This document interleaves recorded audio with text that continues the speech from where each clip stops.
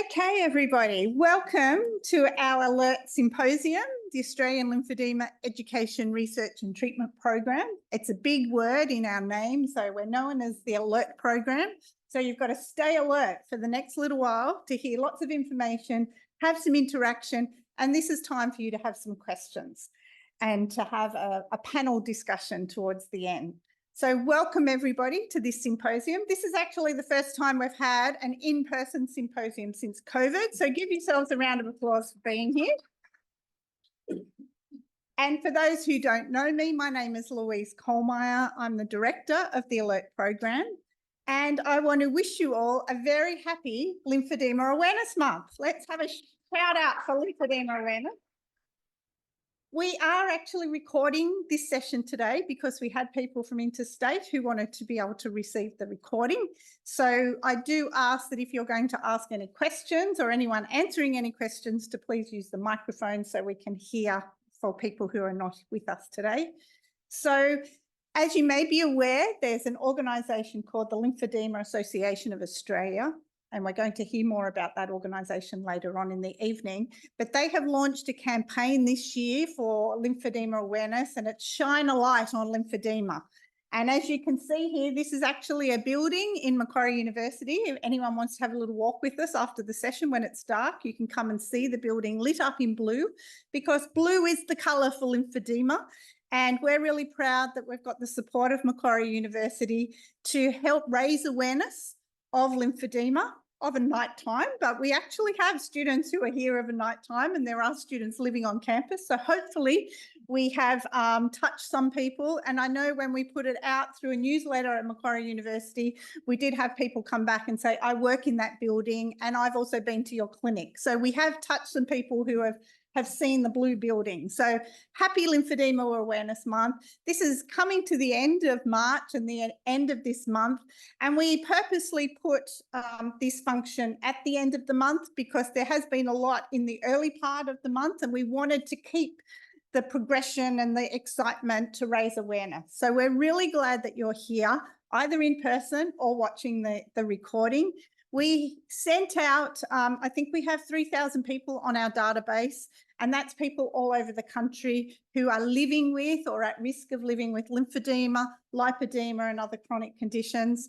We've also got some really proud industry sponsors and partners that work with us across the three arms of our program. And we've also got health professionals that we've trained here under our ALERT banner as accredited lymphedema therapists. So welcome to you all.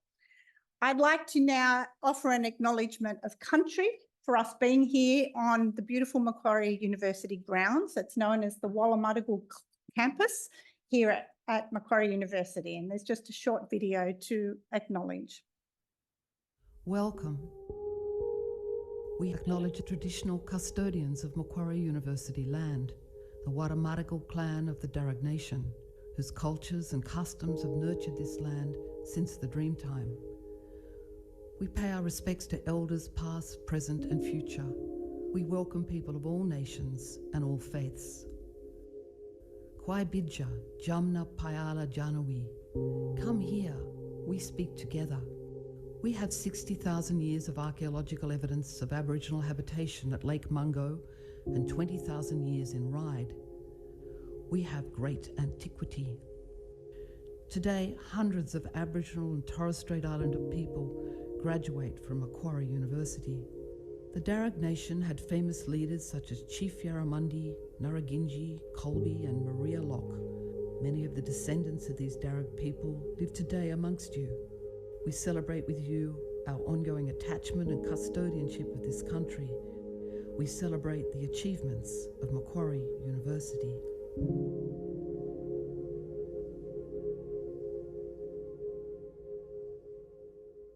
And I'd like to pay my own respects to any Indigenous people here in the room with us or watching online. We are very much an inclusive university. We really respect all individuals who attend our university campus and who come to our ALERT program. So I hope you feel welcome and I hope you feel included and find value in the session that we're doing this evening. So for those of you who are here in person, I think you know about our ALERT program because you've responded to our invitation. But for those who don't know us too well, our program, known as the ALERT program, is a multidisciplinary, national and internationally recognised flagship program at Macquarie University. Our program sits within the Department of Health Sciences, within the Faculty of Medicine, Health and Human Sciences. And the three names in our ALERT name, Education, Research, Treatment, recognise the three arms of our program. And we're very much what I call a translational clinical research program. And you'll hear more about that and what we do later on in the evening. But the three arms of our program, education is first. This is an education event that we're holding here tonight. But we also offer education to health professionals who are wanting to specialise in assessment and management of those living with or at risk of lymphedema, lipedema and other chronic conditions. So for those of you who are consumers, who are living with these conditions, we are trying our best to provide evidence-based education so that health professionals, wherever they may be in Australia and New Zealand, can have access to the latest evidence-based information to be able to give best practice care to those living with the condition.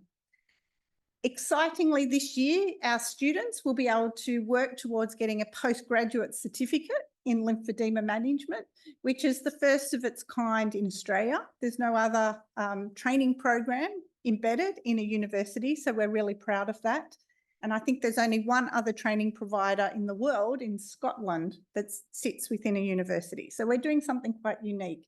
And I'm fortunate that we've got some very highly regarded academics in our faculty who have guided us and helped us not only to meet the accreditation standards of the Australasian Lymphology Association, which is our peak body of lymphedema management, we are accredited by them, but also within the university, we've got recognition now as a course that health professionals who really want to specialise as clinicians, and for those of you who are having treatment or ongoing needs for lymphedema management, you want someone who is a real specialist in the area. So hopefully we're meeting those needs to help you as our end user of education. The second arm of our program is in research, and we're really excited to participate in various types of research. And we look at causes of lymphedema, the treatment outcomes, how we best manage lymphedema. And we're involved in a range of projects. Some are very specific clinical research studies, and you will actually get invited to participate in one later on this evening.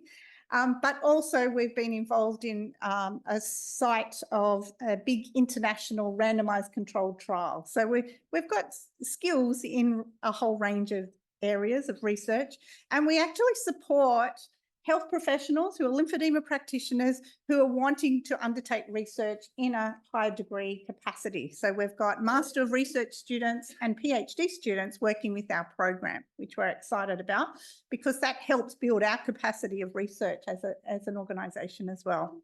And then the third arm of our program is our treatment arm, and that's our clinical arm, where we have an amazing clinical team who offer all aspects of conservative and surgical management of lymphedema, lipedema and other chronic edemas. So you'll see there our mission is to deliver high standard, personalised clinical care, evidence-based education and innovative research in this area. This is our team. For those of you here tonight in our team, I want you to stand up. I know where you are, so don't sit down. So you'll see here members of our clinical, our education and our research team. You'll see our program started in 2012 with 3 of us. We brought on Dr. Thomas Lamb, Helen Mackey and my predecessor, Professor John Boyages. And who would have known that 12 years later, we've actually got 30 people working across our team, across education, research and treatment. And I'm really proud and feel very privileged to lead this team. I've got a team of very passionate, committed individuals who are all wanting to support the cause of making lives better for those living with lymphedema and lipedema and other chronic conditions. And I hope from what you see here tonight and hear from our publications and various communications with you, that we're really here to help you. And, you know, my vision is that those living with lymphedema, lipedema and other chronic conditions can really be benefiting from the work we're doing. And I have to say that a function or an evening like this doesn't happen in isolation. And I'd like to thank publicly, so I don't forget later on either, the people within my team who have really helped to pull this together. We had an event earlier at 4 o'clock and meeting with some of our industry partners. And, you know, my team just, I walked in and this was all organised. So thank you to you all. Some of you may be aware, but we're a recognised centre of excellence and we're very proud of this recognition. We were given this in the inaugural round in 2020.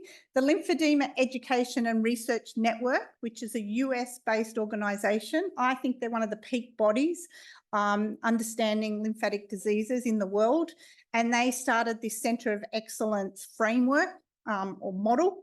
And there's only 2 centres of excellence in Australia. So we were recognised as a lymphatic disease network centre of excellence.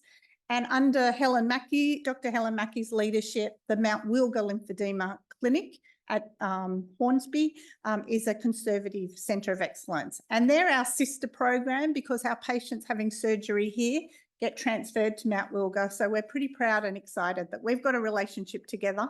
And under Helen's leadership, we're really offering patients, not only locally, but patients living all over Australia, the opportunity to access what we believe is evidence-based care. So we're proud of having this status. And we've got finished in 2023. We've applied for renewal, so we're hoping the status is still current.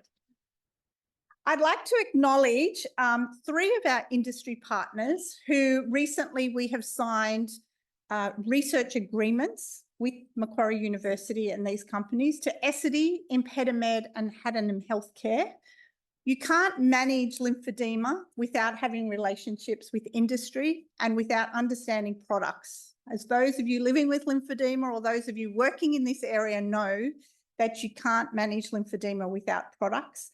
And we're really excited to have formalised some partnerships with these 3 companies, and we have members of those teams here today, for your support and ongoing support to us to support research happening so that we can again publish the research to make it become translational into the community. They say that it often takes about 10 years before a paper is published, before it can sometimes be standard of care out in the routine clinical world. And so we're trying our best to, through our education of health professionals, through our newsletters, to try to get this information out so that you as individuals living with this condition or working in this condition have access to it so you can ultimately improve your own life or the lives of your patients. So thank you to these partners. And also I'd like to just acknowledge other partners of ours, because we do have lots of other partners involved in our education program and our clinical arm of our program. And you can see here, we like to play with people, we like to collaborate, and we like to build relationships. And so thank you to those other companies and industry and other partnerships that we have, that we work really strongly with to improve the lives of individuals. So we have a really interesting and packed program for this evening. We've got 3 presentations. First of all, we've got a presentation from the Lymphoedema Association of Australia. And then we will have a panel where it's time for you to ask questions, whether relevant to the talk that's were given or any question that might be on your mind. And we'll get our panel to try to answer them to the best of our knowledge. So it gives me great pleasure to welcome Jane Eagleton. Jane was born in England. I'll give you a little bio first, Jane. Was born in England and trained as a nurse and midwife. She was diagnosed with breast cancer in 1991, and at that time she had a lumpectomy and axillary clearance. This was quite some time ago, and breast cancer has changed a lot in this time. She also had chemotherapy and radiotherapy treatment.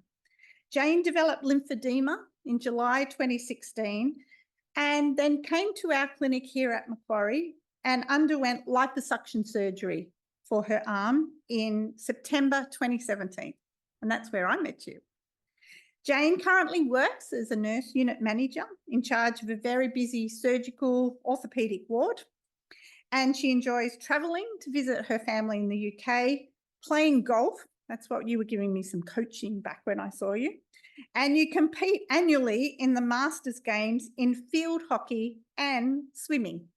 So she has lymphedema, but that hasn't stopped her.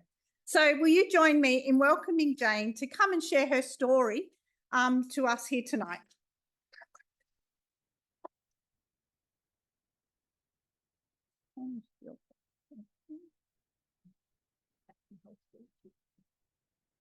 Did I? Okay. Now are you okay? You can just press the arrow down. Okay. Hi, thank you very much for asking me to come and speak here.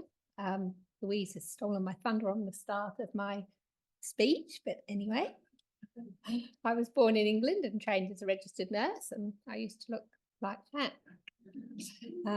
I trained in Colchester, Essex, and I did my midwifery there as well. And then I moved to Australia in 1986 to work for a year. I told my parents I'd just be gone for a year, but I stayed forever, went back home after 2 years to get my stuff. I worked at Royal North Shore Hospital, which they came over and recruited me. Then I moved to Manly Hospital, then later on to Mona Vale Hospital, and I'm currently at Northern Beaches. In 1991, I moved to Singapore with my husband, and I had a job as a nurse there. And after about 5 weeks there, I found a lump and I was diagnosed with breast cancer. And as Louise said, I had a lumpectomy and axillary clearance, chemotherapy and radiotherapy treatment all in Singapore. The care and treatment in Singapore was first class. I attended an awareness event. Oh, hang on. Sorry. With the Prime Minister of Singapore, whose son also had cancer. And we were selected to attend the event as we were cancer survivors. I was pregnant with my first daughter at the time. And cancer really wasn't talked about much in Singapore. It was quite strange. Post-operatively, I wore a compression sleeve, which was made at Singapore General Hospital. And the ladies there had a sewing machine, and I'd go along and they'd sew me a sleeve while I waited. And then every few weeks I'd go back and see them again, and they would take it in and cut it. And it was just a light sleeve. It wasn't a heavy one like I've got on today. And they kept making them smaller until they couldn't stretch anymore, and then they'd make me a new one. So I didn't really suffer with lymphedema in the post-operative period, but I did wear a light sleeve for work or for sport. I have two beautiful children, and I breastfed both the girls with just one breast. And quite frankly, I forgot I'd had my surgery when I went to the health visitor, and she said, "Any problems with feeding?" I went, "No, everything's going well." My husband, "Oh, what?" And he goes, "Oh yeah, just feeding with the one breast." It was like, anyway. I never ever had a reconstruction, partly because I was scared of getting lymphedema, and partly because I didn't want to miss any seasons of swimming or hockey, which you have to have about 3 months off to do this. So it would be many years before I succumbed to lymphedema, and I was quite shocked when it happened. I thought, so long past cancer, I wouldn't get lymphedema. I suffer from bouts of cellulitis, maybe 1 or 2 times a year when I get a bit run down, and I have to have IV antibiotics and time off work, and that still happens. So I developed lymphedema in July 16 when I was on holiday in England. I was flown over with my sleeve on, just a light sleeve. And then I was playing golf one day and my arm just felt funny. And then after golf, it was swollen and I couldn't get the swelling down. I went to the local hospital and they said there was no indication that I'd been bitten or anything. It just remains swollen for the whole trip. And even when I was playing at St Andrews, it was quite hard work to move that golf ball. And I was unable to get my sleeve on at that time as well because it was so swollen. So I didn't wear it for that trip, and it obviously got worse. Then on return from holidaying in the UK, I visited a massage therapist specialising in lymphedema, and we tried massage to relieve symptoms without any success. My right arm was very heavy, and I often used to have to lift it up to turn over in bed. It was like just awful, really. I couldn't find any clothes to fit. I used to cut my sleeves on my uniform to make them fit. The golf game got worse. It's not much better now, but anyway. I was generally very unhappy and I felt very unattractive. My self-confidence was at an all-time low and I couldn't see an end to it. It was a very fortunate day when I was referred to the lymphedema clinic at Macquarie and met the wonderful team. And they have so much knowledge and a variety of solutions. And after extensive investigations, including an MRI and many consultations, I underwent liposuction surgery in September 2017, which changed my life. And this is me the day before the surgery. And you can see I've got just poking out of my sleeve there, I've got that bandage on, and it was to help get the fluid out of my arm. And it was really bulky, and it was very, very smelly the next day when I had to go for surgery. I was quite embarrassed, but we won the grand final. So, and I also hit one of my teammates on the leg with the ball on from a free hit. So she's just showing off the bruise there, which I do not frequently, but I have done it a couple of times. Anyway, before I went for the surgery during that week, I had to go and have the bandages applied 2 or 3 times a week to get as much fluid out as I could. And they were very tight to start with, and then they got looser. You go back and get them rebandaged again. And I scheduled my surgery so I wouldn't miss the grand final. My post-op period was very uneventful.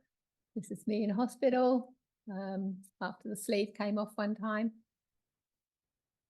Yeah, I was very lucky, I think. I didn't really have that much pain. And I stayed in hospital a couple of days. I had to wear a compression t-shirt as well to keep the swelling down off my shoulder and my chest. I had 2 weeks off work so I could recover from surgery to give myself the best chance of success. I saw Dr. Lamb 2 weeks after surgery, and he said I could return to golf after 6 weeks. So that's good, but 5 weeks post-op, I went to Australia, went to the Australian Masters in Tasmania and won a gold medal. I didn't think to ask him about hockey. I thought I didn't really want to know the answer, so sorry. But I was very careful. I only fell over once. My arm is gradually reduced in size, and Kim and the team at Macquarie given me so much support and advice. I attend every 6 months for arm measuring, lymphedema index, and measuring of sleeves. And as you can see, it's quite symmetrical, even 6 months post-op, so much better. I wear my compression sleeves every day and used to sleep in it too. And then one day Kim said, why don't you try the comfy sleeve, which is this, and I sleep in this, and it's fabulous. So it's changed my life because I used to wake up with a numb arm from sleeping on it, but now it's very comfortable. While wearing the comfy wave, that's another one. This is me at night. I use my Medi-Pump every night. So I put my sleeve on, then I put the big lymphedema pump on, and I use that every night for 30 or 40 minutes. And this is my dog, Harry Potter. The pump helps to keep the swelling down. It has different settings. I use 10 minutes, which is I don't know how you call it. It softens the tissues. And then for next 20 minutes, it massages the fluid and moves it back into the lymphatic drainage system.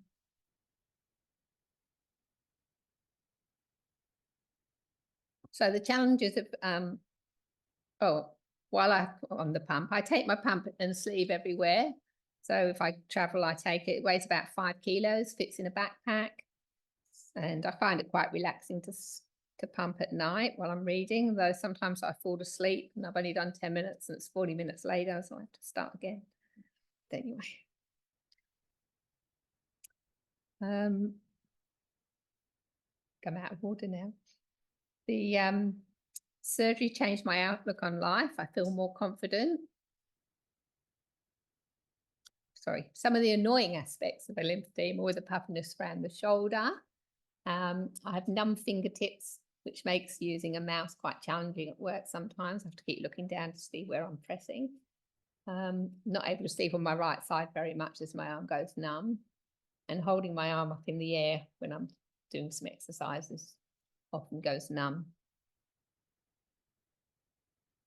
But the benefits are, you know, I feel good, I'm very confident, got a thin arm, I'm able to buy normal clothes, feel attractive, improved my golf handicap, not this week though.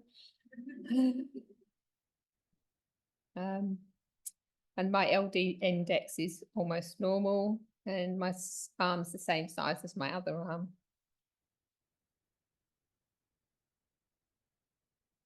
I feel confident I can manage the condition for the rest of my life with the support of the team at Macquarie, and I'll always be grateful for them for that. And they keep me updated in the latest advancements in lymphedema. Who knew that one arm could make such a difference to how you feel? So anything's possible. I do squad training on a Tuesday night. I swim at DY Swimming Club and race, and I competed in the Australian Masters last year, so hoping to do a bit better than 4th this year. But we'll see. I also play hockey. I go to the state championships. I've been to the World and Australian Masters, and I play club hockey on a Monday night. I've won lots of medals, which is quite good fun. And that's a whole week of no sleep and lots of partying. And golf, I go on golf trips. I've represented my club in pennants, and I've been to lots of places around playing golf, including St Andrews and lots of places in Australia. So I'm very lucky. And none of this would have been possible without the team at Macquarie, and I'm very grateful to them for every day and look forward to the new challenges ahead. That's all I have.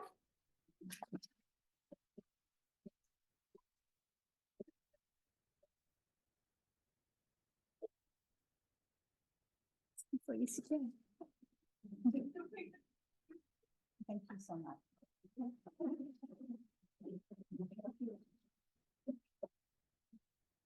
Thank you, Jane. And I think for anyone to get up and stand up in front of a group like this, and you've actually got you've got to move yourself around to see the audience, really appreciate just your openness, honesty, sharing your story. And, you know, we understand how lymphedema does challenge people's lives, but you seem to be able to overcome some of those to still live your life. And I'm sure some people might have some questions for you later on. So we're going to move on now. And I'm going to ask Associate Professor Thomas Lamb to stand up. Thomas, as many of you may know, is a clinical associate professor in the Faculty of Medicine, Health and Human Sciences here at Macquarie University. He's the plastic surgeon who undertakes our liposuction treatment in our surgical assessment clinic, and really is the person behind making life-changing circumstances for individuals. And Thomas took up this challenge 12 years ago when we said, Helen actually said, I still remember the conversation. I want to engage in liposuction surgery at Macquarie. And she said, we need a surgeon. And John said, I know a surgeon, Thomas. Thomas works in breast cancer. Let's ask him.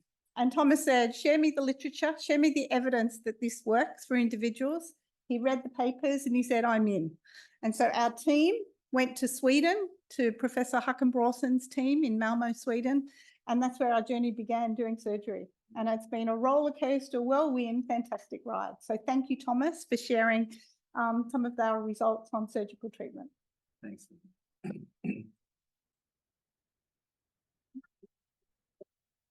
Thanks, Jane, for your sharing.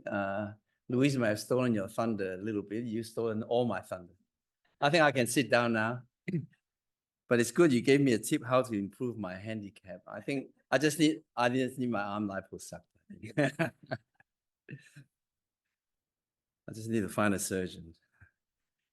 So today I'm talking about surgical treatment of lymphedema. Just want to put a caveat up first. It's for a small number of lymphedema patients. It's not for everybody.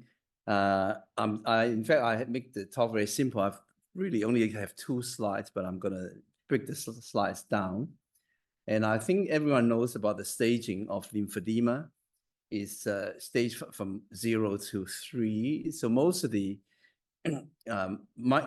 surgical treatment is really about microsurgery or liposuction. So the microsurgery is more suitable for the earlier stages of lymphedema, and liposuction is really for second half of 2 and maybe 3 stage 3 patients when they become accumulated a lot of fatty tissue in the limb.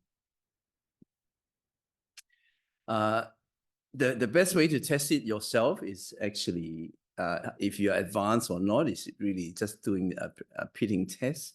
If you press your thumb into your lymphedema arm or leg, if you get a big dent like that after a minute, then you've got plenty of fluid that really should be treated conservatively.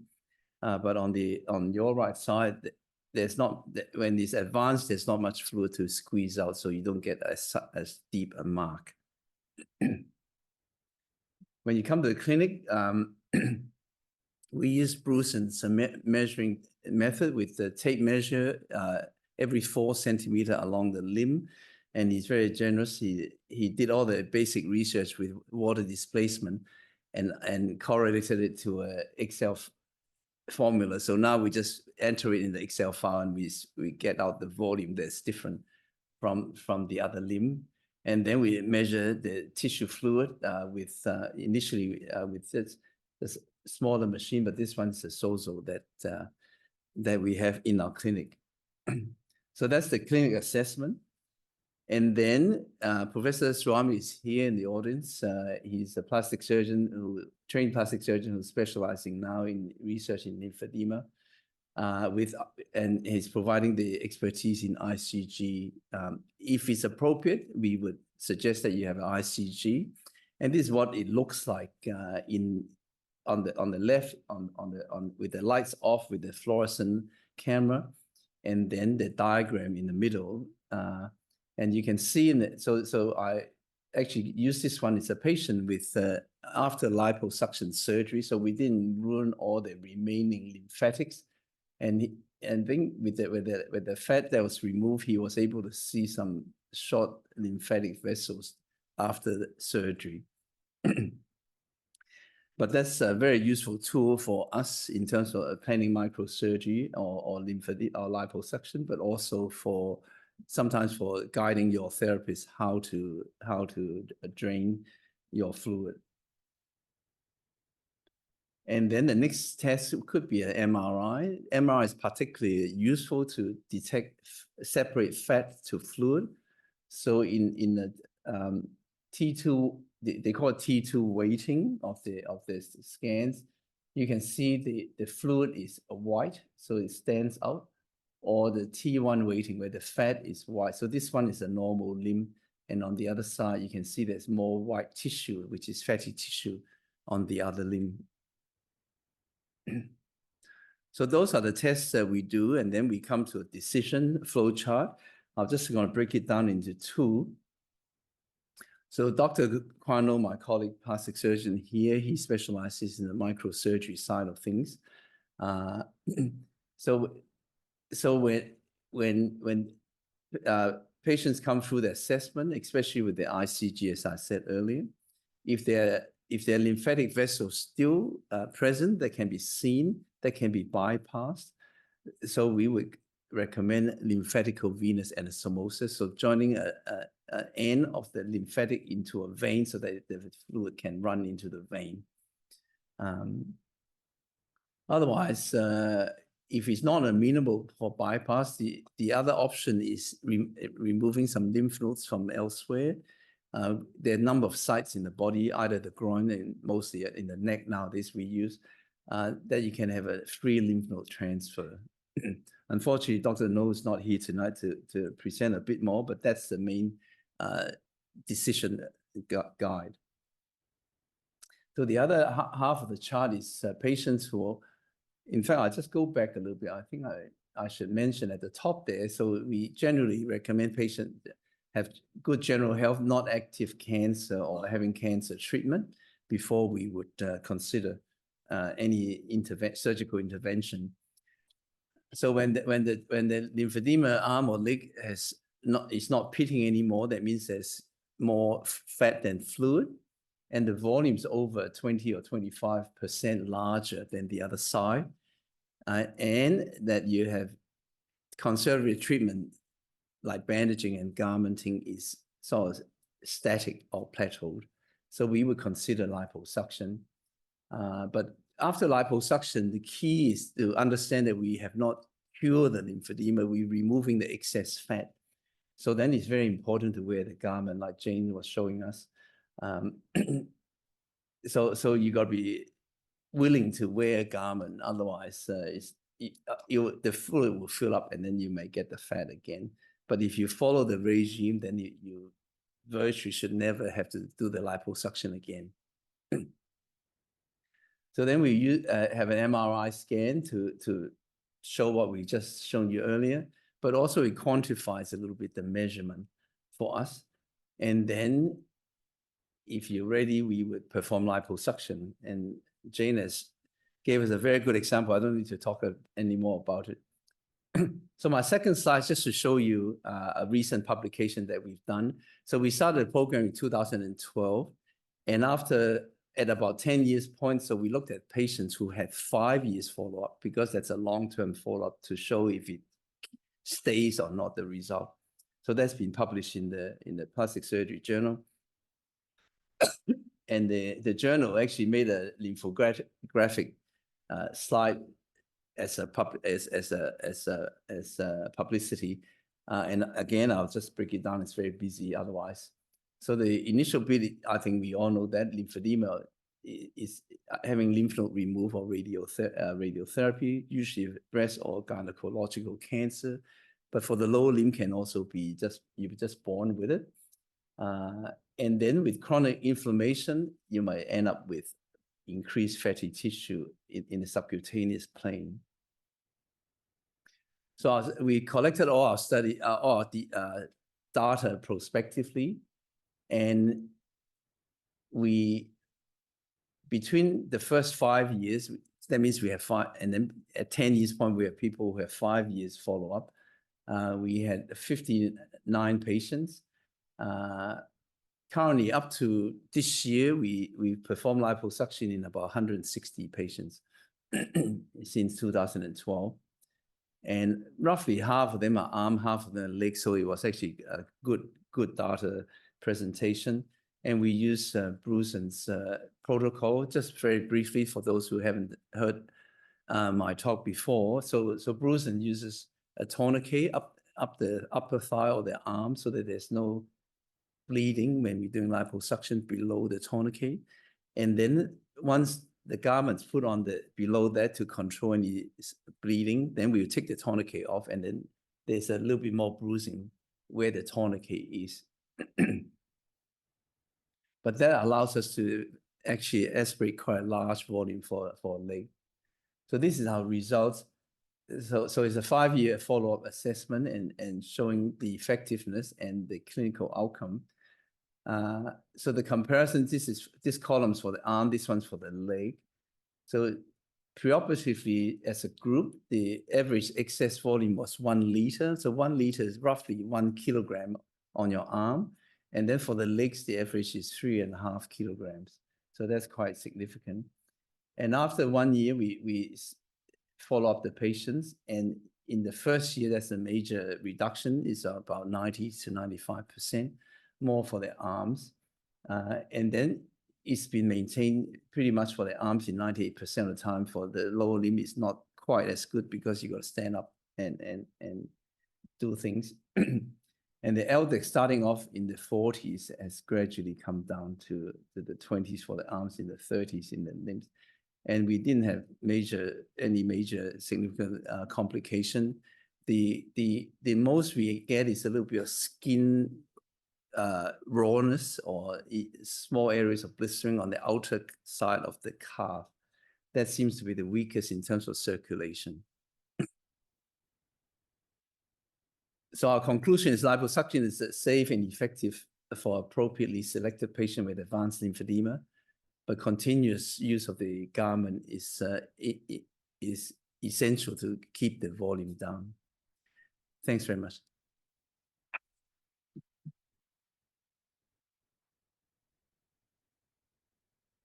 Thank you very much, Thomas, for that presentation. And I have to say that working in this area for a very long time, I used to be a real skeptic for liposuction surgery for lymphedema, and I heard about it. And as a lymphedema therapist, I'd say, why would I want to go and have liposuction surgery if I've got a big arm, excuse me, or a lymphedema in my leg? Because you've got to have little incisions all over your limb to be able to suck the fat out. And, you know, we all know about being careful for risk of infection and, you know, avoiding getting cuts and scratches, bites and bugs and things in your arm. And so you're telling me a surgeon's going to cut it in many places. And then you suck the fat out, and then you've got to wear compression 24 hours a day for the rest of your life. And I used to think, why would anyone want to do that? Until I started learning about the treatment and going to Sweden, and then seeing people like our special guest tonight, Jane, and others, just how much it does change their life. And so now I'm a convert. But as Thomas said, liposuction surgery isn't for everyone. It's only for a very small group of people. But I've learnt a lesson, and those of you who are our students have heard me talk about this. I'm very much able to share my faults as a therapist, that I learned with a patient that I didn't mention surgery to her. I had her preconceived judge that she wouldn't be appropriate for surgery or she wouldn't want surgery. And one day she said to me, Louise, is there anything else I can do with my arm? I thought she was just coming to get new garments. And I said, the only thing that would make a difference to your arm would be liposuction surgery. And then she wanted to find out all about liposuction surgery, and about 3 months later had it. So a little note for those health professionals out there, we can't judge people on who we think might be able to afford it or who might be appropriate for it. We've got to always advise and let our patients know of all treatment options. So there's a little message for you to take home. So let me just stop that. Okay. I'm going to get to this presentation, Debbie, in a little while. It keeps coming up. So I have to firstly apologise to those of you who saw on the program that my colleague Asha Hayden-White was going to be our next speaker. Unfortunately, Asha's had some illness in her family and so was unable to be here this evening. So I apologise, but hopefully it's okay that I'm going to tackle the topic that I asked Asha to give. And I have to tell you, at about 11 o'clock last night when I was working on this presentation, I was thinking, Louise, it was a very big topic. And why did you work out you're going to answer this question in 15 minutes? So I'm going to do my best. So we all know what condition we're talking about. These are just some images of real patients that have come to us living with lymphedema of arms, legs, various body parts, breasts, genital areas, head and neck after head and neck cancers, and also the photo on the right is of lipedema. So these are the types of patients that we see every day in our clinic. And I know, working in this area for a long time, that these conditions impact people significantly and impact many aspects of their lives. So it's not just a physical condition, as Jane alluded to, but it impacts people functionally, psychologically, and financially. There's a cost to having to do this treatment to get it well controlled. And it becomes a real survivorship issue for those who have gone through cancer treatment and have secondary lymphedema after cancer. It is considered a survivorship that you've gone through the intensive treatment to cure the cancer. But then people say to me, I'm left with this long-term daily reminder of the fact that they've been through cancer. So what do we do here at ALERT? We very much try to focus on person-centred care. And we're very deliberate in saying that our patients, and I don't like saying patients, they're individuals living with these conditions, are at the centre. And we talk about this in our multidisciplinary team meetings. So we try to deliver person-centred care based on the current literature, the current evidence that's out there. And we've also got a clinical program that, for those of you who have attended our clinical program, know that we have research staff in our program that are collecting routine clinical data that feeds into our program to help build the evidence. And so then things we find out from our research then feeds back into our patient care. So our patients in our clinic are getting what we believe is the latest best practice.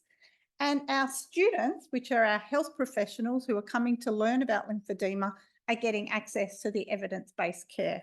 So it's really important that those who are accessing our services, whether it's clinical or education, are knowing that we're hoping to give you what is the latest evidence. And we're quite well networked internationally to be able to know what's going on.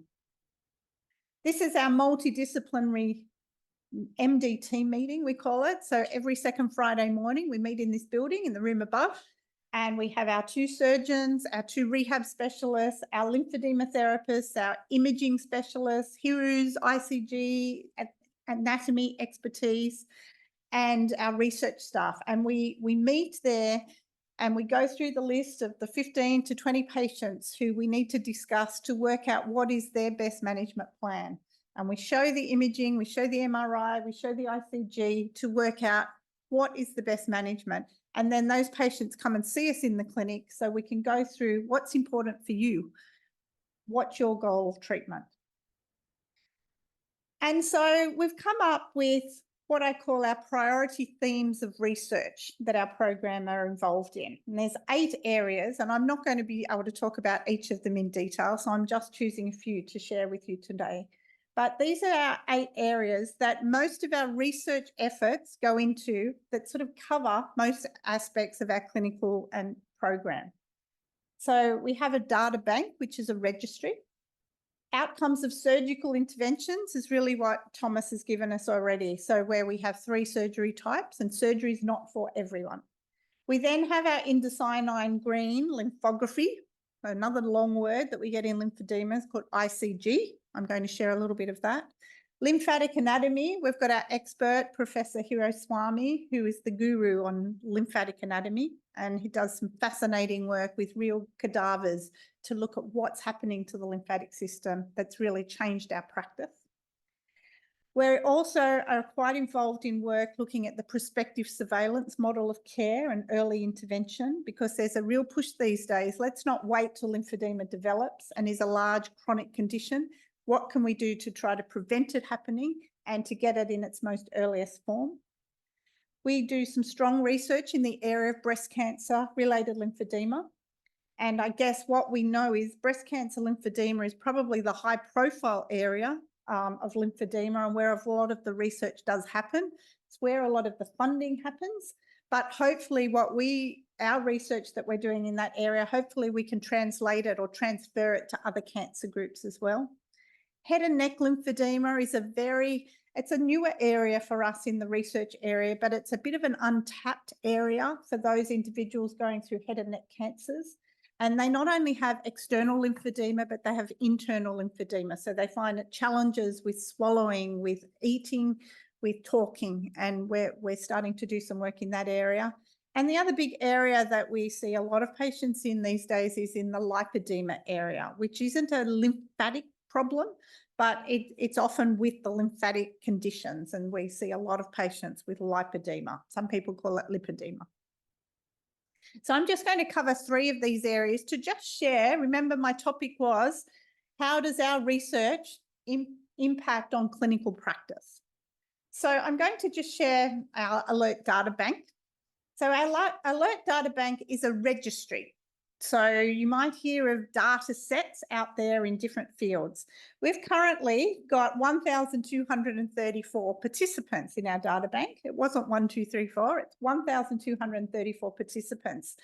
And I'm not sure if there's many people in this room who've come to our clinic who've actually consented to participate in our data bank, which is our clinical register of us collecting routine data of your information, your objective measurements that we can then analyse over time. And we do it in our diagnostic clinic and in our surgical clinic. And we've got that many patients in the last just over 2 years.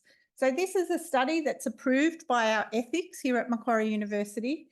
And maybe could I have a show of hand of anyone in the room who's actually participating in this research with us? Are there any people that are participating in this? A few? Great, thank you. I guess in this area of lymphedema research, it's really important that we do more research and we get more data to be able to answer questions that we have. And I really urge any of you to take up opportunities to participate in research. I know when the Australian of the Years in the melanoma and brain cancer research were announced this year, they said that only 6% of cancer individuals going through cancer treatment participate in clinical research, which is really small. And we need to be able to be more involved in research to be able to answer these questions. So our data bank is something that we're really prioritising as an area of research, because that then feeds into education and also our clinical care. The second area that I wanted to just share with you is some of the work we've been doing in the prospective surveillance model of care. So this is a priority for us, and over the last, since 2015, we've got 10 publications in this area. And I don't know if any of you have heard of the PREVENT study. So the PREVENT study was a randomised controlled trial. It was a very large study. We recruited 1,200 women to this study between the US and us here at Macquarie University. We were the only site outside of the US involved in the study, and we recruited 450 of the 1,200 women through here at Macquarie and also at the Sydney Adventist Hospital and Westmead Public Hospital. So we had a team of researchers who went out and met women at the time of their breast cancer diagnosis, and we measured them with either the tape measure or the LDEX, and we followed them up for 3 years. If anywhere during that time they triggered what we said was subclinical lymphedema, then we would provide them with a compression sleeve and glove to wear for 4 weeks to see if that would prevent developing clinical lymphedema. And the publications that we've had from this study have been 10. We've given a few grey hairs along the way, I tell you, to complete this study. But it actually showed that those who triggered on the bioimpedance, the SOZO or the LDEX device, actually had less incidence of developing chronic lymphedema. So it's my real vision out of this study and out of some of the other work we're doing that individuals who are at risk of lymphedema after a cancer diagnosis should have access to screening, to prospective surveillance, so that we can try to detect it early and intervene early to try to prevent it being a long-term chronic problem. And I'm sure some of you would be really keen to know that we want to give people education at the time of their diagnosis. I know lymphedema isn't a high priority when someone's first diagnosed with breast cancer or gynae cancer or any type of cancer. But a lot of women say to us, if I only knew there was things I could do. You know, we go down breast screening to detect breast cancer early because we know the management's better. This is the same type of thing, a screening program to detect lymphedema early, because there's a lot we can do in that space to prevent it from progressing into a chronic condition. And so, Thomas, you're going to be out of a job because we're going to get it early. The other challenges with this work, so this is the model of care. At time of diagnosis of any cancer where somebody's at risk of lymphedema, so breast cancer, gynae cancers, prostate cancers, melanoma cancers, where they're having surgery or radiation to the lymph nodes, then we encourage people to have measurements, screen them, ideally using the SOZO or LDEX device, or if not, use a tape measure, any way of screening to monitor so we can see when change happens. and then see a lymphedema therapist so you can get the appropriate education and then get early intervention if subclinical lymphedema triggers. So that's been a real game changer. I think we're quite ahead of other countries in our early intervention model of care. And for me, I would want my family or anyone who's diagnosed with cancer to know this is available and it should be standard of care. Another aspect of our early intervention work was this traffic light system that we've developed, and we've published on this, looking at patients from the PREVENT study who did go on and develop lymphedema. How were they stratified according to risk? And I think if you Google lymphedema and Google lymphedema education, there's been lots of change in the last 20 to 30 years. I know myself, I'm almost telling people the opposite to what I was telling them when I was first trained working in this area. And those of you who've been around a while, you know, I used to tell people barely, you know, wrap your arm in cotton wool and barely use it because you might get lymphedema. Now we're saying to people, use your arm, exercise, do everything possible. And I think we've just got to be careful in our education that we consider individuals' risks associated with getting lymphedema. So for someone who has one sentinel lymph node removed, a small cancer in the breast, and a little bit of radiotherapy, they're at a very different risk to someone who has a complete axillary dissection, a mastectomy, chemotherapy, taxane chemotherapy, and radiotherapy to regional nodes. Can you understand they're very different risks? And I think we've got to personalise our education and our screening accordingly. So the green, amber and red groupings in this screening tool is really to identify that not everybody needs as much monitoring depending on their level of risk. And happy to share this and the paper from our publications. So what I'm trying to say here is our work in early intervention and the PREVENT study and prospective surveillance, it's helping us to translate practice. We do the research and then hopefully we're educating people out there. Even in New South Wales Health now, they have a program where they're implementing this model of care in 13 local health districts and getting really good results from the work there. So we've got to encourage and lobby out there for more funding in this area in the public system. And my last slide on this area is really looking at encouraging you to advocate for this model of care, whether you're a health professional, a consumer, industry, we need this model of care to be standard of care.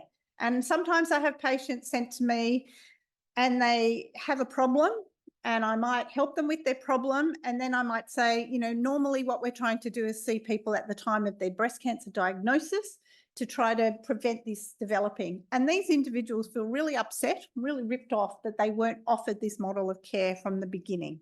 So we have a responsibility to advocate for our patients to implement this model of care and get cancer teams, breast cancer teams, gynae teams, prostate, melanoma teams aware of this so we can prevent it from becoming a lifelong problem.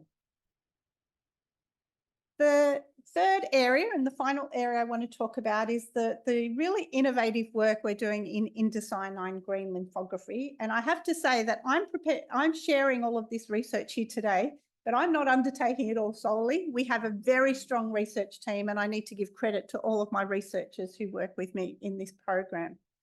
So Hiro Swami brought the ICG to us when he came to Macquarie University. He's a trained plastic surgeon from Japan, and he was using this technique in the United States in a surgical setting. And he brought it to us when we were going to start our microsurgeries for lymphedema. And we worked together with Hiro, didn't we, Hiro? And we trained Hiro to be a lymphedema therapist. He underwent our training and he trained us in using the ICG. And we've trained 3 of our lymphedema therapists to be technicians to implement the ICG. And with Helen and our whole team, we've run now this clinic that really is about personalising management for individuals. So rather than just treating everybody the same, we want to personalise care and utilise the research outcomes to help us in guiding what might be the best care for people. And you'll see there, we've published 17 publications that I could count up last night using the work in this area. And we've still got a lot of research happening in this area as well. So this is a little animation. Some of you who've done training with us might have seen this animation in your course. But what this is showing is normal lymphatic function. So Belinda, I think I got this from a little image you did. So this is the normal lymph flow. You can see there the arrows pushing the fluid along. Everything's happy and working well. But what happens when we've got the X there, that we remove those lymph nodes or we irradiate those lymph vessels, we get compensatory drainage within the quadrant. So it can no longer continue that pathway it was doing, so it needs to be diverted and go somewhere else. And that's what we call dermal backflow. So dermal backflow shows the images of sort of an area that is congested, and we need to do some work in to be able to move that fluid. Move on to the next one. So this is for those who may not have seen the ICG. It's quite fascinating to see. So we inject the ICG dye. Helen injects the dye in the base of the fingers or in the base of the foot. And you can see how in this case, this is where there's a lot of dermal backflow. So there's a lot of congestion that we've got to really press firmly with our massage technique to try to move that fluid, to move it out of the congested, full, swollen limb. And our patients can see it up on a screen in real time. And I know the way I was trained to do MLD a long time ago, if I do that same technique, the soft, we used to call it patting the cat, stroking the cat. If you do that under the camera, it doesn't do anything. And what we've had to learn is we need to do a firmer technique. So this one with just one fingertip, that's a nice lymphatic vessel moving. And then the second image here is it's got a lot of congestion, it's got a lot of dermal backflow. So we need to change our technique and the way we're directing fluid to try to get it moving out of the limb. So just a couple of results that are worth mentioning, I think, is that we have original drainage region. So for anyone who hasn't had an axillary dissection or cancer treatment, the normal drainage region for my upper quadrant is under my axilla, under my armpit. That's a normal drainage region. So it says ipsilateral axillas. That's a bit of a typo. I'll move that. Ipsilateral axilla means the same side of your cancer treatment, okay? And the clavicular is your clavicle bone, just in that region. We've got some little lymph nodes there as well. So that's the normal way that our lymph system works. What we found in our research that even after breast cancer and having the lymph nodes removed, 76% of our patients still drain to that area under the axilla on the same side of their cancer. When I was trained to manage lymphedema, we were told, don't touch that area because the lymph nodes have removed. So don't even massage under there. And some of you who may have lived with this for a long time or trained a long time ago may have been told that as well. We used to train by moving it across to the opposite side where you've got healthy lymph nodes under there. And we used to massage across the back, and we used to massage down towards the groin nodes. Does anyone remember those times? Yes?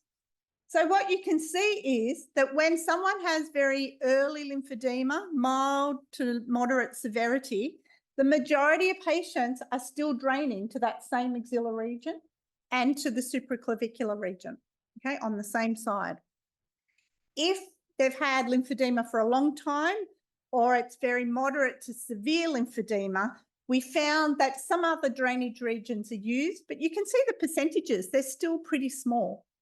So the majority of work when you're managing someone with breast cancer related lymphedema, or if you've got breast cancer related lymphedema yourself, you really want to push the fluid to under your armpit of the side of the cancer. In the legs, we're just going to do one aspect of the legs, and this is a pathway that we call the contralateral inguinal pathway, or the SIP pathway. I think, Helen, you gave that name, didn't you? Dr. Helen Mackey, you instigated this.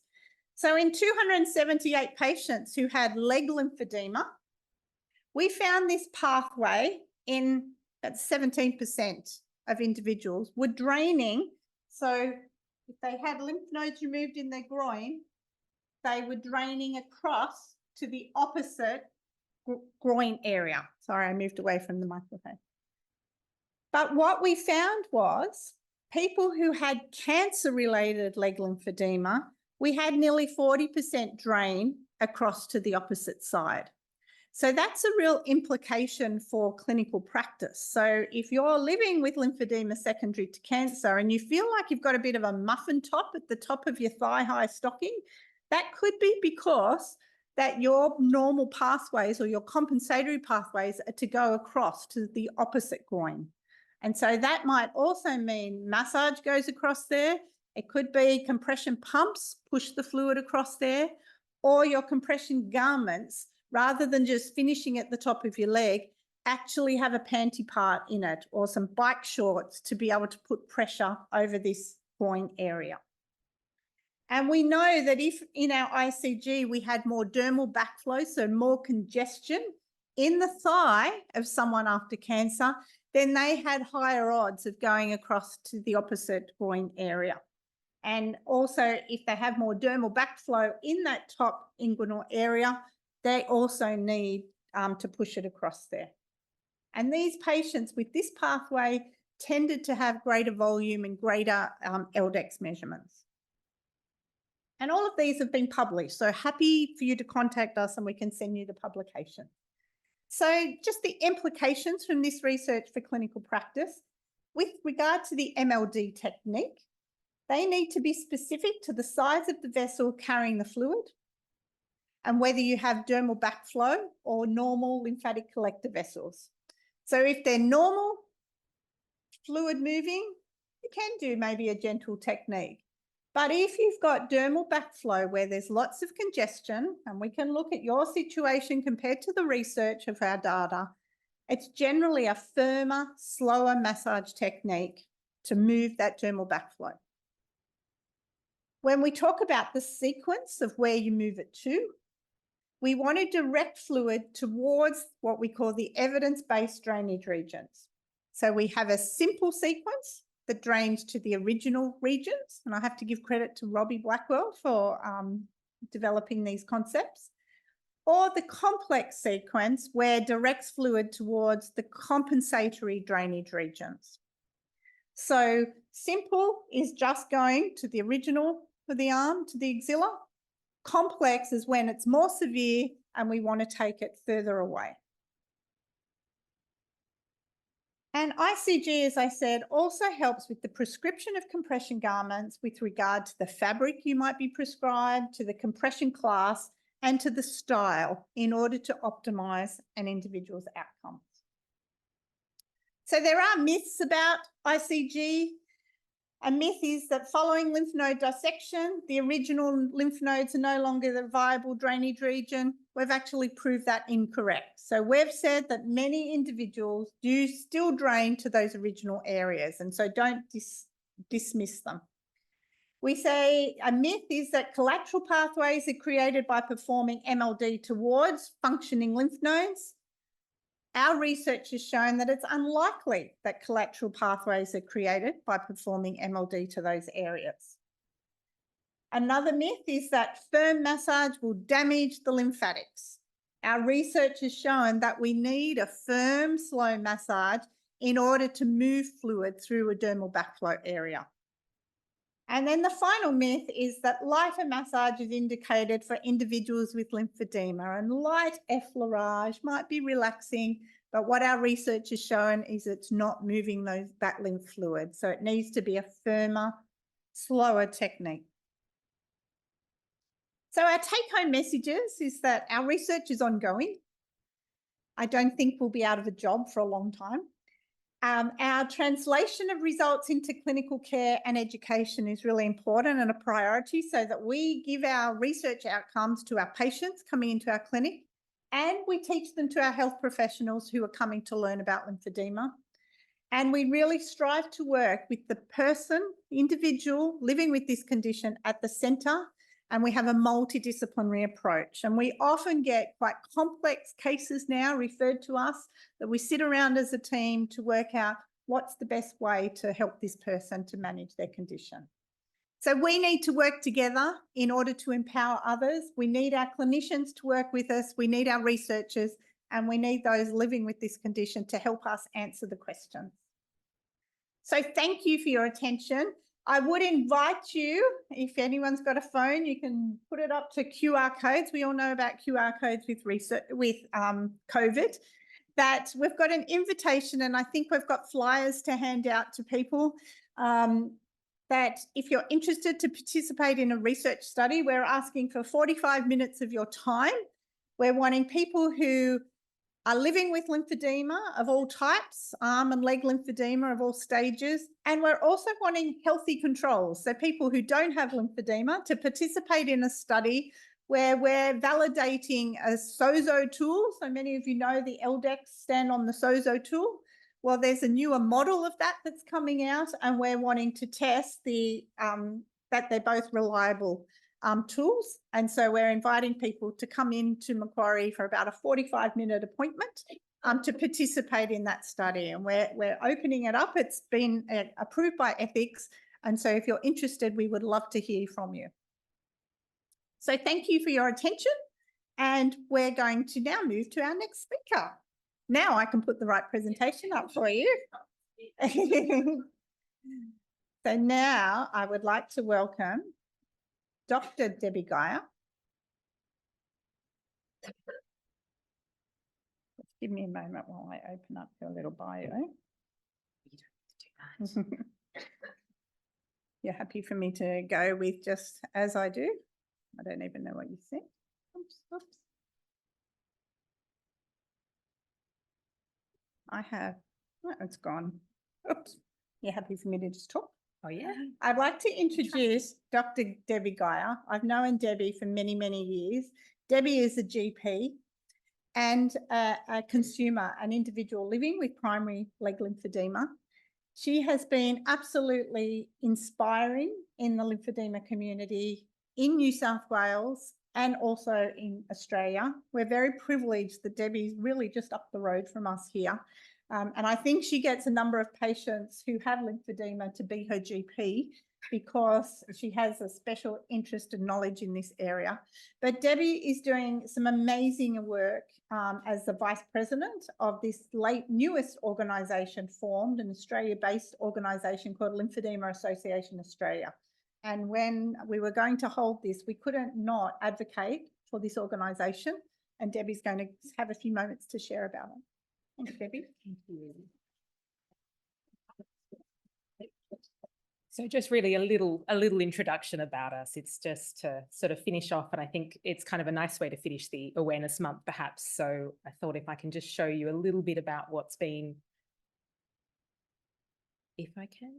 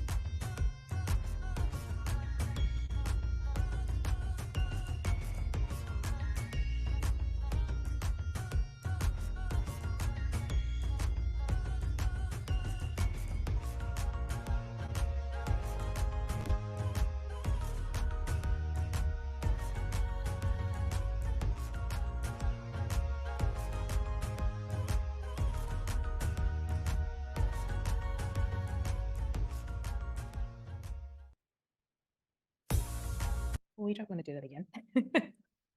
So I guess really looking at the Lymphoedema Association Australia, it's actually a sort of a national organisation. So previously in New South Wales, we had the Lymphoedema Support Group of New South Wales, and each state sort of had Queensland, Victoria, South Australia, they all had their different states working, and we're quite happy all working separately. However, what we noticed is whenever we went to government to ask for assistance with the garment scheme or lobbying to create some change, what happened was they said, sure, but who's your national body? Who's the person that advocates for people with lymphedema who's national? And we went, oh, we don't actually have a group for people with lived experience. We've got the Australasian Lymphology Association for the therapists, but we didn't have one for people living with lymphedema. So that's why we've created this national one that's incorporated, and also meant that people in other states that didn't actually have a support group in those states could at least now access. So that's why this change has happened. And some of you may have been involved in the previous support group for New South Wales, and that's why this is now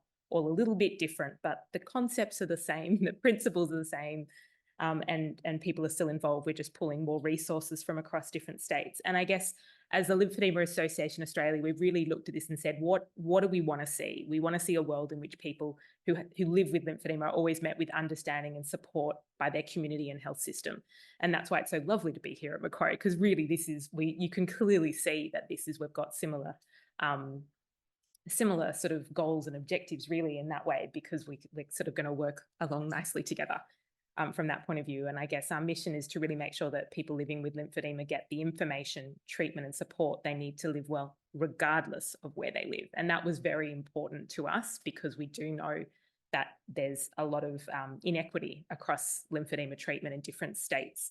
And rural areas certainly tend to suffer. But even just, you know, I was reminded tonight, even having conversations just within Sydney, in big major hospitals, the differences that are between in different areas of Sydney. So that problem unfortunately hasn't changed, and that's why we'd like to keep looking at that. And so this is the goals of the organisation. It's raising awareness, thus the awareness campaign that you've seen this month, Shine a Light on Lymphedema.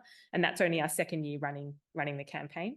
And obviously providing support. We've got more and more support groups that are coming up. However, a lot of people are shifting away from face-to-face groups. And so we do have an online support group if people want to look at something like that. But often people are telling us they'd rather look at the social media and listening to webinars. So still providing support, but perhaps in a slightly different way. Getting access to information and having speakers for webinars, and also doing some advocacy. And so last week we were down in Canberra participating in the launch of a Parliamentary Friends of Lymphedema, and it was lovely to be there at the same time with Macquarie, and a number of people in this room were also down there. The structure of our organisation, so obviously it's important our members. We have a board, Neil Pillar's our patron, and we have a paid secretariat that assist, and at the moment are answering phone calls, but they're not clinical. They can't answer all the questions. They can just help people to navigate a little bit the system. And we have different committees and working parties in different states. And so just to give a bit of an idea that it's not all just happening at the national level, there is still people on the ground in each state. And there are different working groups depending on whether it's advocacy we're talking about, or doing things more like there's a newsletter as well, things like that.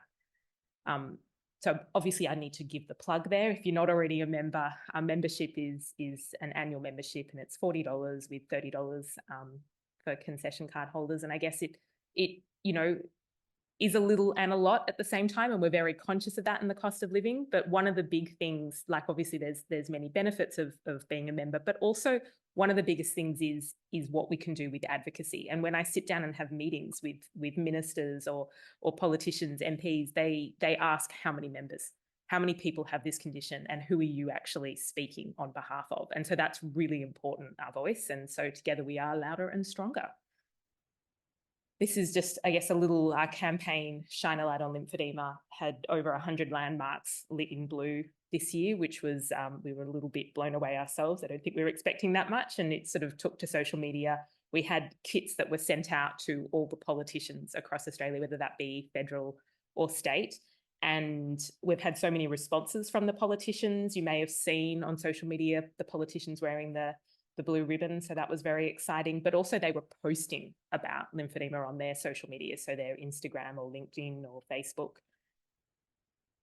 And some of the other, I guess, things you may have seen around the month. We had a poster that went to all the politicians in Parliament just to get a bit of interest. And actually just in Canberra last week on the 20th of March, many of the locations were lit there on the evening that we had the function in Parliament. So that was rather exciting too. I think that'll be it from me. Happy to answer questions if anyone does about the organisation.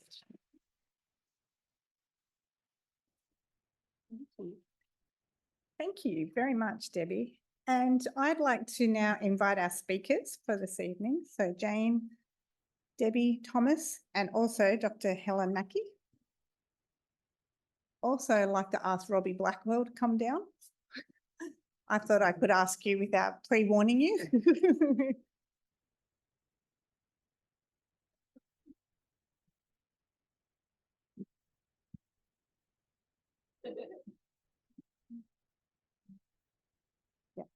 So this is now time for you. I get you, if you don't mind, to come a little bit forward, everybody. Come a little bit forward so everybody can see you. This is time now. We've got about 30 minutes for you to ask questions. It can be related to any of the presentations we've had today. It can be related to any of the research. And if I don't, our panel will answer it, or members of our team can also give comment. But this is time where we don't have often time face-to-face in a room. What's a question? What's a topic? What's something of interest to you that we can work on, that we can advocate for to help improve the lives of those at risk of or living with lymphedema and lipedema? Mel, and if I can ask, if you do want to speak, just put your hand up and Daria or Meredith will bring the microphone so that we can record the answers. Thanks, Mel. Hi there. My question is for Dr. Thomas Lamb. Really interested in the liposuction surgery. I noted that your selection criteria includes people that are greater than 25% limb volume. Is that before they've had bandaging treatment, or that's after they've had the bandaging treatment, the 25%? Pretty much after. After, Yeah. okay. And what are some of the complications that people have with liposuction? So bleeding or compartment syndrome, are they things that you encounter? No, we haven't had any major complication in terms of bleeding, because the use of the tourniquet that Professor Bruce and Macquarie with. There's hardly any bleeding really, except a little bit of bruising above the tourniquet. Yes. We haven't had a compartment syndrome. And one more question, sorry. So I have some patients that have big arms. Is it possible to do the top of the hand with liposuction as well, or is it just the arm? Yeah, we just do the arm, because if we suck the back of the hand, we try to sneak onto it a little bit, but it's very hard to put enough compression on afterwards for them to still use the hand. Okay. So we just start at the wrist pretty much. And last bit, yes. So just two things with the hand and the foot. We don't do that because we find on our MRI scan, it's actually fluid and not a lot of fat there. Oh, okay. And also there's a lot of nerves and bones and things like that. And Thomas is fantastic avoiding all those things. It does get quite hard in those areas. So there's a lot of potential for further damage. And I think the 25% is what we're talking about is a significant difference. Yeah. There is also a component of function as well. So, and sometimes 25% on somebody who's got a very thin other arm is, it doesn't look quite a larger arm. So, it's a general figure really to just say, we don't say, oh, you haven't got up to 25%, we'll exclude you. We do look a little bit more into it as well. And sorry for hogging the microphone. One last question. And so can you do liposuction on this part of the forearm and that part as well, or do you just do it on one side? We do circumferential. Yeah. Yeah. Okay. But the part near the elbow is always the hardest, the toughest. Okay, thank you so much. Circumferential. And the days that Thomas does liposuction, he doesn't have to go to the gym because it's quite hard. Thank you so much. We've got a question over here. Thank you. Hi, I've got several questions too, but hopefully they can be answered fairly quickly. I'm just interested in why exactly, what is the mechanism by which fat accumulates when one has lymphedema? So lymphedema is considered to be an inflammatory disorder, and just like several other inflammatory disorders, there is a change in it causes increase in fatty size of the fat tissue around it. We see it in Crohn's disease, we see it in thyroiditis, where the fat gets behind the eye. So there's a well-established mechanism for the development of fat. The other thing that we've just looked at, which is really interesting and hasn't been explored yet, is that carries fat or triglyceride and cholesterol from our fat cells back into our liver for use. And when we do have lymphedema, that we block that movement. So there is the evidence is that the fat just builds up in those fatty cells. They're not an increase in the number; they're just a lot bigger. Oh, thank you. Extremely interesting. The other thing is, didn't exactly come up, but in terms of research, I know that when I had, when I had my first breast cancer, that was back in about 98. The view was it was a lumpectomy and radiation. The view was that when I asked my surgeon about, risks of lymphedema, which was just really not talked about anyway, I think I only just found out by accident. Didn't know much about it myself, of course, that the surgeon harumphed and said, well, and don't worry about that really, at least you don't have disease. And I'll never forget that particular phrase, at least I don't have disease. Well, I did get it again, but a different sort. I'm just wondering, is there any view to educating, more education or including that in say, surgeons' training to be aware of, where it's appropriate to be aware of the risks of lymphedema. So it's more like I guess a training for nurses, breast care nurses as well, but surgeons in general. I think there has been enormous change, and I think Louise has been in the big. Okay. I think I might try answer that a little bit. I think we would like to look at educating all health professionals, whether that be doctors, surgeons, physios, OTs. I would like my dietitian to know, like listening to that about, cholesterol. I think, well, I would like the dietitian to know. I think every health professional should. And when you look at the AIHW, so the Australian Institute Help Me Health and Welfare, I always say well-being, welfare, close. And they did a report last year, and one of the biggest things to come out of it was the lack of knowledge of lymphedema was one of the biggest reasons. We didn't know how many people had lymphedema, but also the access, that was one of the problems. And so if we're looking at where we can educate people, that's definitely, so institutions here, looking at what these guys are talking about tonight and what Louise was talking about in terms of having diplomas that can be done by people as postgraduates, so they can go through their medical degree and then still go on and do further study in it. That's not been possible before, so that's fantastic. But we need to be getting those slides in early in medical school. And my slides in medical school were like, I think it was like 2 slides in a breast cancer lecture, that if it was even mentioned at all. And so that's what we'd like to change. Obviously, as a GP, I'm very passionate about GPs knowing about lymphedema, and so that's something that I guess I'm proud to say that the Lymphoedema Association Australia, we did actually this month launch a redo of a guide for GPs. So it's sort of a flow chart, I guess, to help general practitioners with diagnosis and be able to find resources, and also that would be a national document. And so stay tuned, I guess more will come through, but that certainly can be accessed on our website if you would like. But one of the things that we are pushing for is that education within, I guess, programs early on in university, and that at the moment is one of the things we're lobbying for with politicians to get that. Oh, that's encouraging. And just one other one. Just a little bit of trivia for you.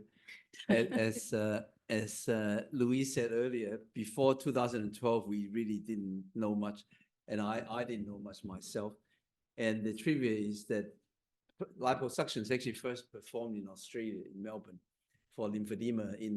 There's a paper in 1998 by Bernie O'Brien, roughly when you had the breast cancer, and he didn't get. I mean, medicine is about trial and error, so he was the first one to do it, and he didn't get as good a result. So all of us been taught not to bother. Yeah. But now that Professor Bruson has improved it and made it work, so now it's in our Australian plastic surgery syllabus now. Thank you. And I can say we have a medical program here at Macquarie, and also a doctor of physiotherapy program, and those students do have access because of our program. We have students learning about lymphedema in their degrees.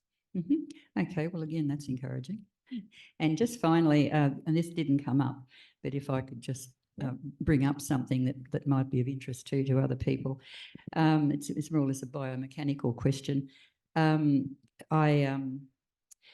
Just very quickly. So I got another different type of breast cancer again 3 years ago, quite an aggressive one this time. The first one I'd had total axillary clearance, and it was on the same side, so that was okay. But I had 18 months of, taxane-related chemotherapy. So I left my, wearing my sleeve, etc. It just wasn't happening because I was just completely zonked by the treatment, could barely get out of a chair. So that was an issue. I had all sorts of, I bought every kind of device that I could find to assist me to get my sleeve on, right arm. That wasn't working either because of the problem. I was coming here too. We purchased a particular form bandage that was available then in New Zealand. It was a while ago now, but that was no good because I couldn't. I also was developing my arthritis was developing quite severely, so both my shoulders were fairly useless. So to try and wrap the arm with very bad shoulders was again not something that was happening. So I then had a reverse shoulder operation, so that made things even worse. Well, no, the shoulder's great, but you trying to look after the arm was worse. So as I think Dr. Tan was mentioning, the comfort sleeve is about all I could manage right now, which is useless, frankly, to me, to be doing anything for my condition. I'll be coming back shortly, but so yeah, I was just wondering if there's any further, talking to other the biomecs and kind of saying in these kind of conditions, what can you manage when you're fairly impeded physically in other respects? Just a thought. Helen, have you got a look, comment? I think that it's life happens. I mean, we're not static, and often many of us people I see are people who've got other things other than it. I think the two things that I'd like to say is that in I guess in defence of the doctors in the 1970s and 80s was that breast cancer killed a lot of people. Now the survival rate is what, 95%? So we're really dealing with a very different population, and I think that's really, really important. But so sometimes the decisions and the conversations are on that context, in that context. But yes, I think that we have to often deal with arthritis and things like that. And the garments are part of the toolbox. And one of the things that we try to do is really have a whole range of treatments. Not all of them work. I always say to people, if you've got several different treatments, none of them are going to work on anyone. But if you've got diabetes and you've got insulin, then there's one treatment for it because it works. So we've got to have a toolbox to actually look at all those things and to deal with all problems individually, see what we come up with. I totally agree. And Robbie, you've got a comment? So Robbie's, I didn't introduce you, but Robbie Blackwell's our senior lymphedema therapist. So in terms of being able to manage some of the, I guess, strategies for managing lymphedema, it can be tricky, especially if you've got other conditions like arthritis that make pulling firm, tight compression garments on. It can be quite a struggle. So there are all sorts of new and old technologies and just, I guess, lateral thinking about how do we prescribe interventions that are client-centred and patient-centred that you can manage. So there's the Comfy Wave is a fabulous device. We love the Comfy Wave. It's pitched at about a class 1, so it may not be quite enough to control, especially if you've got a lot of dermal backflow in that arm. It may not be quite strong enough. You can do things like layer garments. So you might actually want a class 1 garment if that's all you can get on, and then another one over the top of it. So you're not pulling on a class 2, you're putting on 2 slightly lighter garments. There are things called compression wraps that you can use Velcro. It's like a Velcro bandaging system almost that you can pull on and just use the other arm to sort of fasten. Compression pumps are another great tool to have in the toolkit, where you can just pull your arm on and pull the garment onto your arm, push the button, and it will give you a nice massage in your own home. Yeah, so there's lots of strategies. I'm a big fan of patients with lymphedema finding a therapist that you connect well with, that you feel that you can have a relationship with, that you feel that you can brainstorm with, and try some different things. And I think in New South Wales, we're super lucky that we have access to the garment funding scheme that we have in our state, and really trying to utilise that to the best of your ability so that the financial burden's not so great as well. Thanks, Robbie. I think I've got a question here, and then we'll do up. Thank you to the panel and Louise for your presentation. It's been really interesting. I wanted to make a comment about the lymphography. I think that's how it's pronounced. I've had primary leg lymphedema probably almost 70 years. I had a lymphography done about 4 years ago, or in the early stages here. And I found that I wasn't given any advice as to what to do with that lymphography result. So I've been left in abeyance with what's the next step. So that's my question. So I think our ICG lymphography program over the years has evolved, and it's evolved from a place where we really didn't understand a lot about what we were seeing, let alone the implications of that on a patient's management. We're at a point now when, and we've rescheduled or redesigned, I guess, the way our program works, in that every patient that has an ICG lymphography with us actually spends time with the therapist after the investigation to talk through what we've seen, make sure your understanding of what you've seen is good. And we also talk through implications on management and what we feel and what our research to date shows us will potentially give you the best outcomes. So I Thank you. Thanks for that. I guess it would be good for us to see you again and have a look at that again and see what goes. One of the things that we did find, certainly in the early stages, is we were all getting excited and telling each other what was going on. And of course, that was when we realised that we really needed that time to go through it with you afterwards and really bring that in to understand. So certainly that would be the best thing to do. Thank you. We'll have it on file, so we'll be able to look at it. I have been back to the centre a number of times, and I wondered if it was because of my age that I wasn't actually given any advice as to what to do. You're young compared to some of my patients, I can assure you. Now, I'm a great supporter of the organisation, obviously, because I've had primary lymphedema for a very long time. But could it be that I'm at an age now where I'm thought of as Not at all. Is it worth giving any further advice? Sometimes with the primary lymphodemas, we really just see what you've got. I mean, basically, we don't get any.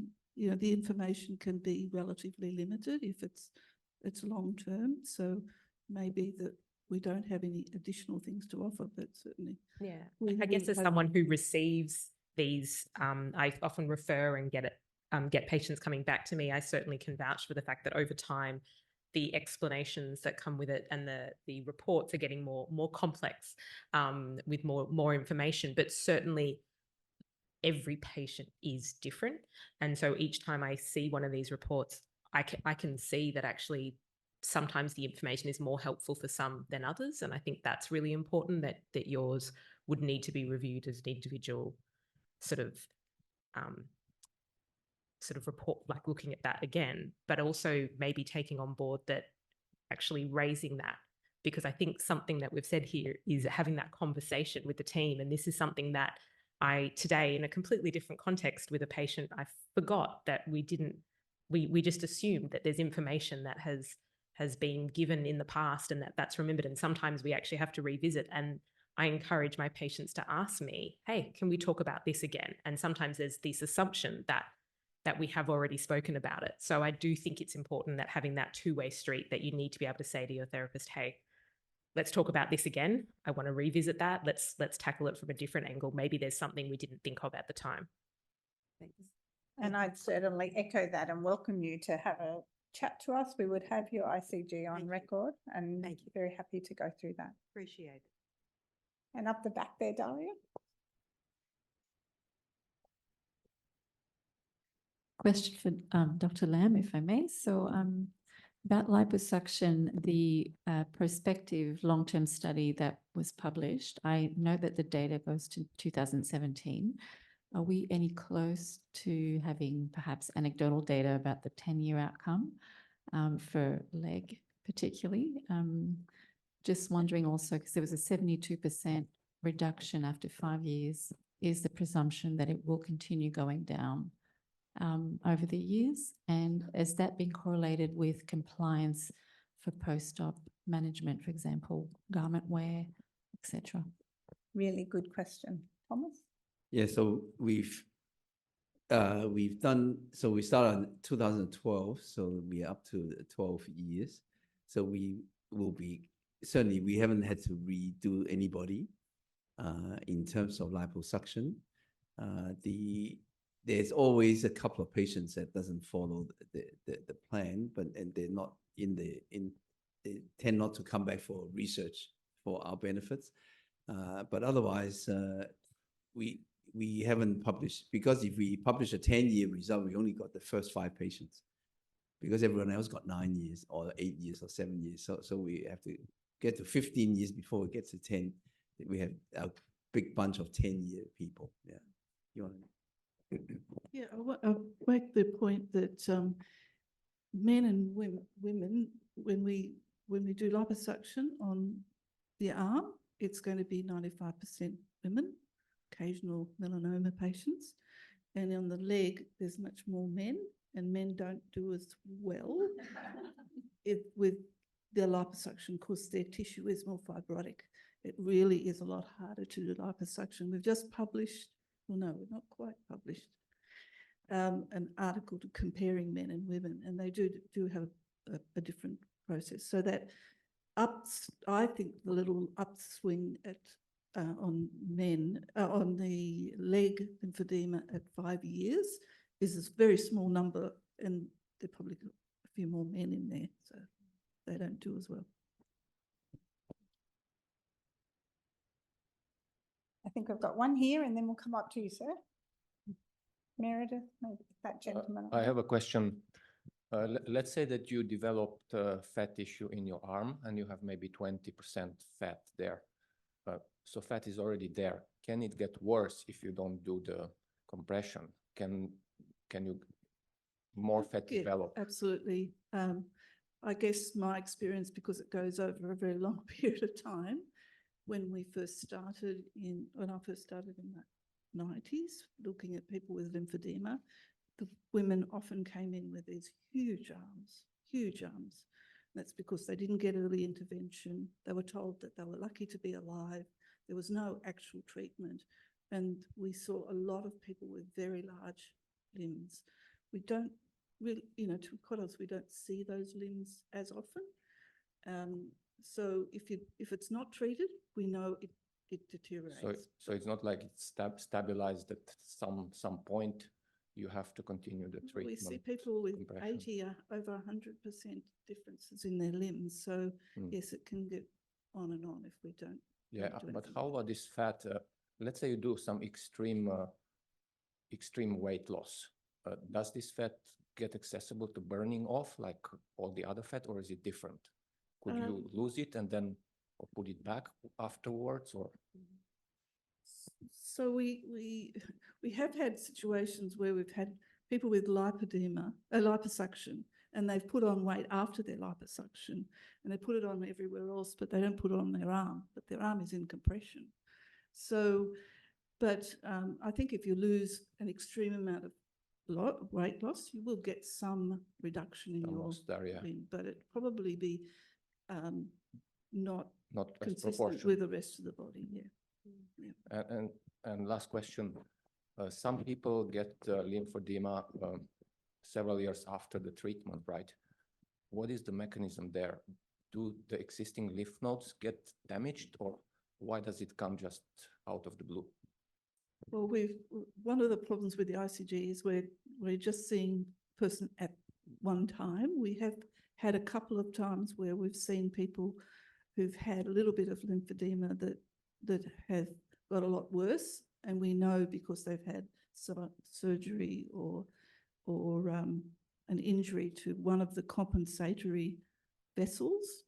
But we've seen people 30 years afterwards. So it is possible that there's just a deterioration in the lymph node, which just drops them below the ability of the limb to actually clear that lymph nodes. I think the concept, the concept has changed in that we talked about that MLD doesn't create pathways. What we say now is the body's extraordinarily good at compensating for really significant damage. Remember, only 25% of people with axillary clearances will ever get lymphedema, so it's not universal at all. The body has an enormous ability to compensate. Sometimes that compensation isn't enough, and sometimes it just fails over a period of time. So there sometimes could be an incident, sometimes there doesn't appear. Does the transplant work of lymph nodes from one place to the other? Could that be we're really, Dr. Kwan, no, we've kept all our data. We're following people many, many years out. We get modest improvements over a longer period of time. Remember, we're often replacing 25 lymph nodes removed for 3 or 4 put into the limb again. So we've seen improvements. So we've seen some improvements, stabilisation, and sometimes reduced need to wear garments, but we haven't seen a full cure for them. Thank you. There's a really And interesting I was going to say, it was a really interesting question that you were asking about in terms of when people experience. And Jane, obviously, that was really the story you were telling us, that you'd gone so long and you thought you were sort of off scot-free, and that, you know, you'd escaped the lymphedema, and that I mean, that sounded like it was 20 years later. Yeah. And so then I was investigated for a clot when I came back to Australia, but they couldn't see if there was a clot because there was too much radiation damage, really. So I was treated with some Clexane and stuff for a while, but it didn't help. So I think I'm going to steal this from Professor Neil Pillar, who often talks about people being on a spectrum, that, you know, we all have lymphatics to a certain degree, but why do 2 people sprain their ankle on a bushwalk and one person's swelling in that ankle goes down after a week, and another person's, it might take a month to completely go away? And it's because we're all slightly different in so many factors, what you then did afterwards, how much they elevated their legs or how much they followed advice, but also how their lymphatics were created in the first place, whether someone went maybe to sort of, they continued bushwalking afterwards, someone else maybe didn't, you know, all those different things come into it. And so I think there's probably so many, like 20 different things you can change, and why that one person, why that happened on that trip, you know, it's, well, obviously we'll never know, we never get the same scenario twice, but we know that there are multiple things. And so certainly that advice that we can give people early on about saying, hey, this is something that you're at risk of, so treating that early, and having that, you know, and being able to do the garments and act. And I think that would probably be your advice to anyone, is making sure. What would you say to yourself? I think when I wore the sleeves, the light sleeves post. Yeah. Anyway, And I think I was it's wearing one when I travelled. Yeah. And it's certainly, I hear people often say that that's what they, you know, wish they had done, or had access and been able to get the treatment straight away and things like that. So it's there's so many factors, and it's interesting from a clinical point of view, but obviously with the people, when we're living with lymphedema, it's hard to. Anyway. Also, your first question also is interesting, and reminded me of something I haven't mentioned. So our first patient, before we started the program, she went and lost some weight because she couldn't have any surgery. And she lost 20 kilograms of weight. So but her arms were proportionately still larger. Yeah. So one of the key things after liposuction is the garment the garment are custom made to the other arm. So they will always squeeze it to that size. So they will control it. But then for this patient, after 12 months, her arms were the same size. But because she was so happy, she put the 20 kilograms back on. But her garment was measured when she was smaller. So if she ended up her arm without the garment got bigger than the arm with the lymphedema. So there. Now, I'm just very conscious of time. I'll have one question up the back with you. Thank you, sir. I think this is probably a yes or no response. Louise, when you were speaking, you mentioned about the SOZO machines. I've recently had a pacemaker fitted and can no longer get SOZO results. You mentioned there was a new machine, or a second machine. Is that going to be potentially compatible with pacemakers? That's a good question. And our ImpediMed colleagues aren't here, so I'll just talk coming from my experience. So I believe that they are looking at trying to get it through the FDA to be able to use it with pacemakers. But it's not there at the moment. But there is research and work happening in renal and heart failure where people do have pacemakers and things like that. So I think it's just a precaution of why we say it's a contraindication. So I would certainly support that you not stand on it. And it's really waiting for the guidelines to be changed at the moment. But the new device, the new exciting part of the new device is that it's got an inbuilt scale in it, a medical grade scale. So you don't have to go from your scales onto it. But I've got a few of them in my office at the moment that we're going to use to study it. So I'm sorry you won't be able to participate in this study. That's all right. Oh, I don't think they'll be up. We've got to do the study first. And Vincent up the back there is leading the study. And I think we've got to try to get 290 people involved in the study. So it's going to be over a number of months and we would love people to contribute to it. So I would like to bring our session to a close unless anyone's got a burning question. Are there any other burning questions? No? Okay. I'd like to thank everybody sincerely for coming. Many of you have come after a big day of work and we're really grateful that you took the opportunity to come in person. To those watching online, we hope you found this session useful and informative, and safe travels home. Enjoy the rest of Lymphoedema Month and have a relaxing and enjoyable Easter break.